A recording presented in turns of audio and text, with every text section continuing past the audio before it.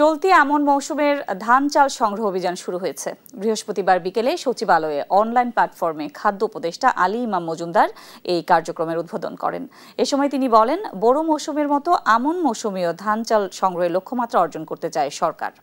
খাদ্য উপদেষ্টা বলেন, গেল বড় মৌসুমে ধান চাল সংগ্রহ রেকর্ড হয়েছে, এমনের ক্ষেত্রেও লক্ষ্যমাত্রা পূরণ হবে বলে আশা প্রকাশ করেন তিনি।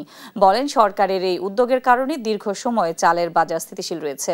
আরও বলেন, পরবর্তী সরকারের জন্য একটি সহনীয় পরিস্থিতি রেখে যেতে চায়, যেখানে খাদ্যশস্যের মজুদও অনেক বেশি থাকবে। গত 9 নভেম্বর সচিবালয়ে খাদ্য পরিকল্পনা ও পরিধারণ কমিটির সভায় চলতি আমন মৌসুমে ধান চাল সংগ্রহে এই মূল্য নির্ধারণ করা হয়।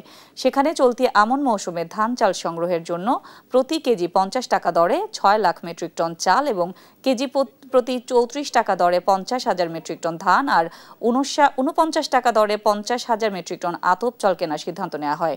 তবে গেল বছরের চেয়ে এবার চাল কেজি প্রতি 3 টাকা, ধান 1 টাকা এবং আতপ চাল কেজি প্রতি 2 টাকা বেশি দামে কিনতে হচ্ছে। উপদেষ্টা জানান, এই কার্যক্রম 20 নভেম্বর থেকে শুরু হয়ে 2026 সালের ফেব্রুয়ারি পর্যন্ত নির্ধারণ করা হলেও নির্বাচনের কারণে আগেই লক্ষ্য পূরণ করা হবে।